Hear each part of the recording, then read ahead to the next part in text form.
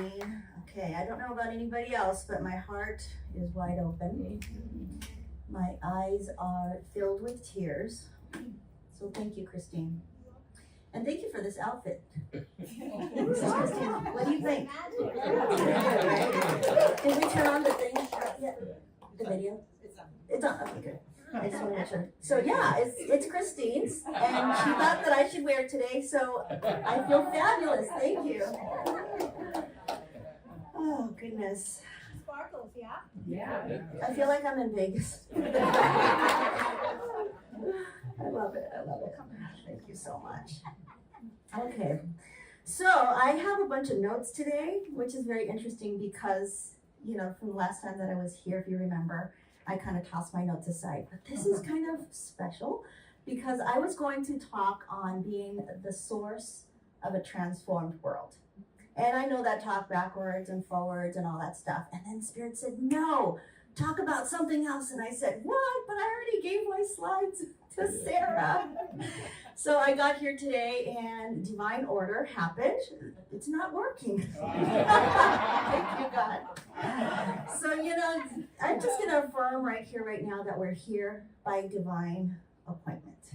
There are no accidents. The people who are new here today, welcome. I'm glad you're here. I don't know who it is. I don't want to single anybody out, but you're welcome, everybody. So, let me take a breath because the music is just so moving. It opens my heart. It opens my energetic field. And I think that is the intent of the music. But not only that, it is also the sacred community. Now, I do guest speaking at various churches in Florida, all over the East Coast, North, South, all the way down to Naples. This community is very special. So I want to stop and just acknowledge that because it's electric. I can feel the connection. I can feel your energy. And it's so beautiful to be swimming in this water with you. So thank you for having me here. It's such a treat.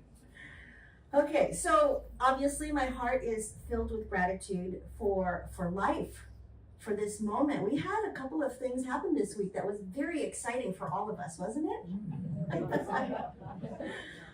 Yeah, it's probably an understatement. It is a blessing to be here today, right? In all forms. And I'm sure we've said our prayers and we're all prayed up about that.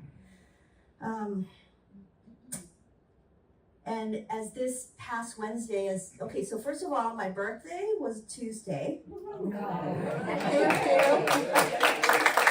So my husband comes to me and he's like, what do you want for your birthday? I'm like, I guess the hurricane. I want to be an official Floridian, right? Remember I came from Hawaii and I hadn't been here for all that long, although when I think back, I've been here like in the state of Florida since January. So, you know, it's, yeah, first official hurricane was, what was the one before Milton? Helene, you know, it just was a rainstorm for us. I don't know, wherever I was. So this one, you know, because all the alerts and the constant reminders to leave or whatever, I was like, okay, I think we're gonna stay. We're not in an evacuation zone, so luckily we just stayed. And then halfway through it, almost, you know, when the storm was almost here, my husband's like, why did we stay? I'm kind of nervous. I'm like, we'll be fine. Okay, so I'm going to talk about that experience with you because it's so apropos for being source of a transformed world. Now, I could change the talk title, but, you know, at the end of the day, that's the bottom. You know, we just stand up as the source. I mean, a world powerfully transformed through the growing movement of shared spiritual awakening. And that's the source of being a transformed world, us individually and us collectively. Because we've got to, you know, we learn all these things through our core values, our mission coming together, but we get to embody them in a way that we could actually change the world, one person at a time, beginning with ourselves. That's the beautiful thing about what we talk about here and what we teach here. So Milton swept through our area, leaving, as we know, a rail of uncertainty, of anxiety, for some of us, damage, right? And I know that many of us are still processing the experience. And I hold that in prayer, and I know that it's very fresh for all of us. And nothing triggers us more than a natural disaster, right? It directly butts up to our need for survival, to be safe, our safety. So here in Florida, we have the hurricanes. I lived in Hawaii. We had volcanoes and tsunamis. I grew up in California. We had earthquakes. Yeah. So it's everywhere, almost pervasive. But here's the thing, and I'm always going to come back to this because this is part of my belief system, right? That everything that happens in our lives, that happens to us, happens for us so that we can awaken to the truth of our being. Like, why are we here? What's our purpose here on earth as a spiritual being living a human existence? So, all right, so take a breath. Just come back to myself here. Okay, so I want to continue to acknowledge that our experiences vary, right? Depending on where we live, what we went through, et cetera, et cetera. Not everyone's experience is the same, but I'm going to share with you my experience, and this applies to me. And you know, my heart really goes out to those who may have experienced damage or hardship, because it's so hard. You know, we've worked our entire lives to build our lives, and then with the storm, with the flood, with the water, it comes through. And I was kind of praying about this, and I said, okay, well, water is very interesting because there's so many associations with water, right? We're going to flow like water. But when it comes in a flood, like, what is that, right? So metaphysically, water, it symbolizes spiritual essence. So what do we teach here? You can't change the way things are. You change the way you relate to things. You change your perception of things. So metaphysically, metaphorically, what would it mean that spiritual essence comes to clear you out such that you become an empty vessel for whatever wants to come into your world, whatever your consciousness calls forward? So keep that in mind as we're talking about this. Okay, so in the midst of the storm, we're here, it's done now, and we have our lives, and that alone is something to be grateful for, right?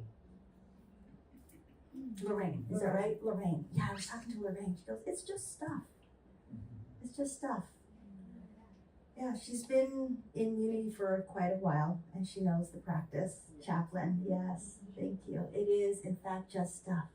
But so many of us grow up learning to acquire stuff, to get stuff, to go to college so that we can have stuff, to have a job so that we have stuff. So it's very confusing, right? There's the reality of stuff, and then there's the truth of our being. And as we're in spiritual community, we want to step into knowing that Spirit's got us. God's got us exactly where it needs us. So we get to step into this almost groundlessness, right? And be okay with sometimes not being okay. And know that you are always held in that sacred, loving space. Okay. So I live in Nokomis, Venice. I had to take a breath again because I remember that night and the whole thing, right? As the storm approached, I watched the satellite. We didn't actually lose service until way into the night. So the satellite images showed at one point that the eye of the storm, after it landed on Siesta Key, right? That the eye of the storm was directly over my house. And I go, okay, this is my first hurricane, eye of the storm. What does that mean? Looking it up. Okay, so the winds were howling all around, and for a moment there was this calm in the center of chaos. And you know, we went there because everyone around us said, hey, Go to Sarasota County, they never get hit. They're in this little space that's all protected, and you can't find it. That or where the spaceships are. What is that? The canal on the other side of the, right? Yeah, right. So we ended up in Sarasota because, it's so cute and everything. And I looked at my husband, I'm like, this is funny. God's got a joke. Sense of humor, right? So it's howling, and the experience became not just literal, but also metaphorical for me. It reminded me of a really powerful truth, and that is that no matter what is happening around us, you can always find peace in the center of the chaos, right? Center of the storm. And that is that eye of the storm. So when I think about the eye of the storm, first of all, there's a book called Eye of the Storm written by Dr. Gary Simmons, right? He's the guy he's the man who started the integral ministry system and coaching quantum living process. So one of my mentors. But then I went to Eye of the Tiger. Okay, I know you guys are thinking about that song right now, right? Eye of the Storm, Eye of the Tiger. So the Eye of the Storm teaches us that inner peace and stillness can exist in the midst of the chaos. Okay, so what about Eye of the Tiger? What is that, right? Okay, I know, Rocky. It's playing in your head. Do you want to hum it for us? Because they may as well. Thank you. Yes. Okay, so the Eye of the Tiger reminds us to channel that calm into focused, unwavering determination. Okay, focused, unwavering determination. So together they show us that our true power comes from balancing inner tranquility and also outer strength. So our inner groundedness and the strength of the fortitude of who we are. When we're able to face life's storm with grace and with fierce resolve, we get grounded and we know that it's almost like we're untouchable, right? Untouchable. So by embodying both, we can navigate these challenges. We can navigate them with purpose and, of course, with courage. All right, so there's a quote in Philippians 4:7 that says, "And the peace of God, which surpasses all understanding, will guard your hearts and your minds." It's the peace that surpasses all understanding. So when we're balanced, we get grounded in the eye of the storm and the eye of the tiger, such that we are calm, peaceful, tranquil, and we have this fierce determination to not just endure it, not just to survive it, but to thrive it, to thrive through it, which is a beautiful statement. And also, we all get to live it, right? Because I'm just talking here and I'm giving you the words, we get to embody it in our body. This is part of our practice. So the piece that I want to talk about today is the kind of piece that really doesn't make sense in the real world, right? In the chaotic storm sense, in the middle of the hurricane, but it's real nonetheless. So to be peace in the midst of storm is you really standing as the source of a transformed world. So we have this practice in our community called meditation, called silence. Sarah talked about it. Our prayer chaplains are here. We sit in the peace of silence. Peace, be still. Anyone ever been to Silent Unity? You'll see that there. It's just how we roll here. We sit in the silence. Om Shanti, right? Okay, so it's the peace that comes when we know deep down that we're held regardless of exterior circumstances. So, as I stood in the eye of the hurricane of Milton, I'm reminded of the storms we all face in life. Sometimes the winds of life seems relentless, and it feels like everything around us is falling apart.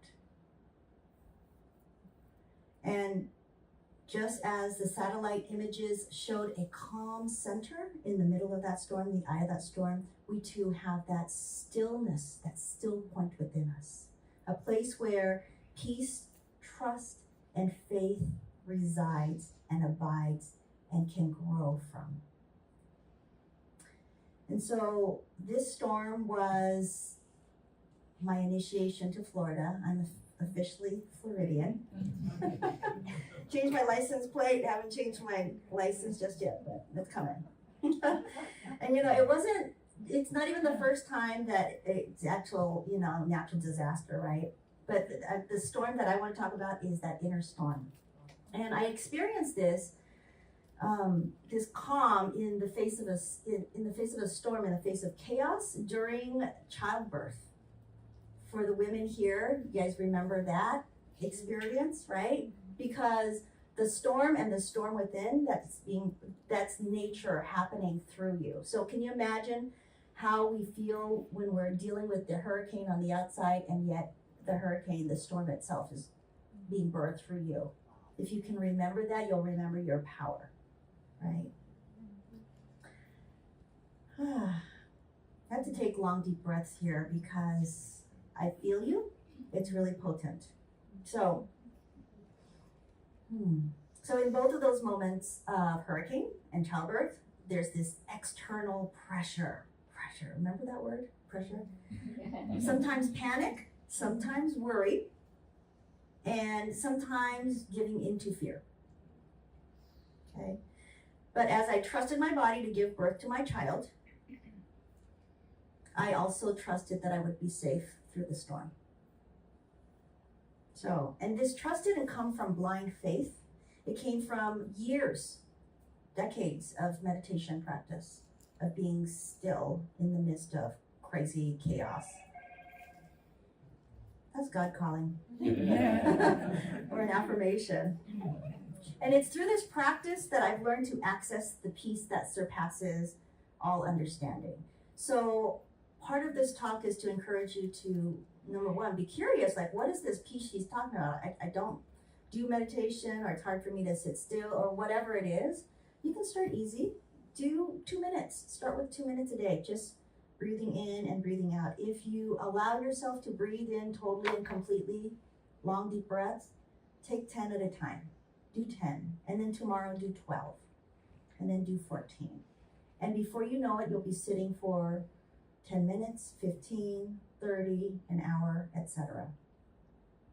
So as we gathered here today, so I'm gonna invite you to reflect on your own life storms, whether you're recovering physically from the storm of Milton or navigating some emotional storms within. We all have it. We're human. We're part of this human family. There's always a calm center available. And if you don't know where it is, I would invite you to just breathe and allow it to find you. Okay. Albert Einstein once said that there are 2 ways to live your life. I know you guys know this quote, right? One is though nothing is a miracle, and one as though everything is a miracle. So the miracle is us right here. That no matter what storms swirl around us, that we can find peace.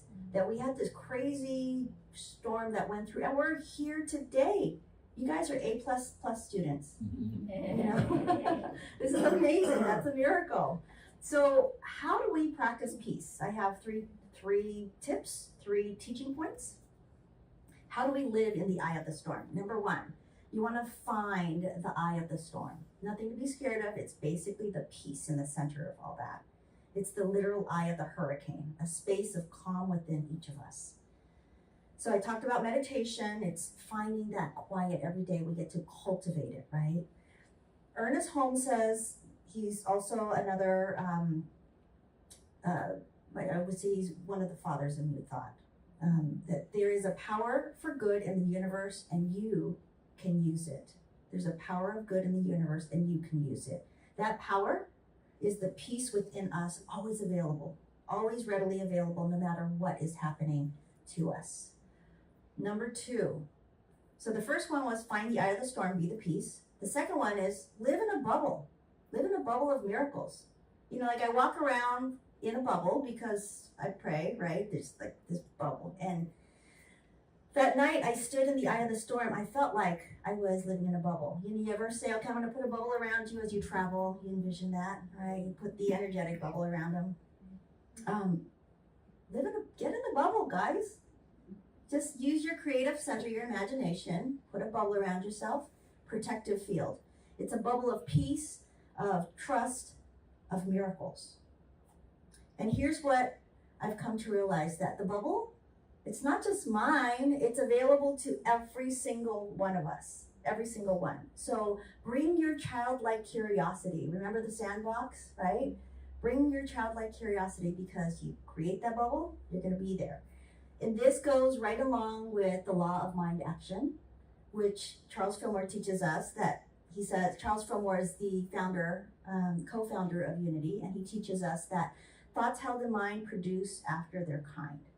So if you're holding thoughts in mind and you're protecting yourself in that bubble and you're focusing on peace, trust, and miracles, that's what you're going to find, right? We begin to live in the bubble no matter what is happening on the outside. And even if everything goes away, you're still in the bubble, because you have your essential core, your spiritual essence. So that's 2, live in the bubble. Number 1 is find the eye of the storm. And number 3, be the source of transformation. We are it. We are it.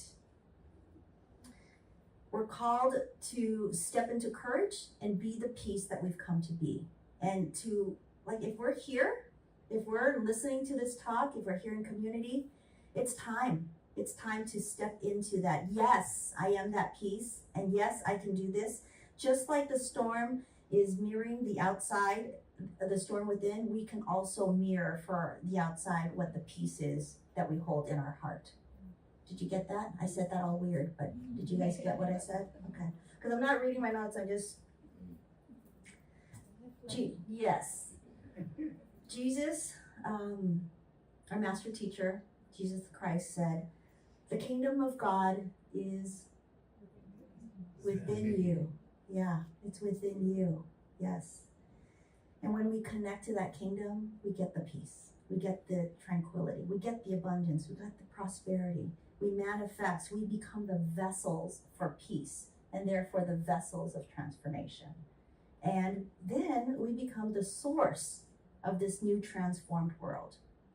So it's a world where we meet chaos with calm, where we stand firm in the midst of the storm. And then guess what? We get to help others along the way, which is beautiful. So as I sit here with you today, still processing Milton, I'm going to invite you to take the conversation that we had here today and then reflect on these truths, whether they apply to you, because we are all miracles of life. Every single one of us. Think about it. We came together because of 2 half cells. For some of us, decades and decades ago, and we didn't have children. This for some of us, less than 10 years ago. That's a miracle. Like miracle, completely. So we have the power to stand firm in any storm, to find the peace in the eye of it, and to be the source of peace for others, beginning with ourselves. So I'm going to leave you with a quote from Myrtle Fillmore, who is also the other co-founder of Unity. She says that God is the everywhere present spirit of absolute good. Of absolute good. And so it is.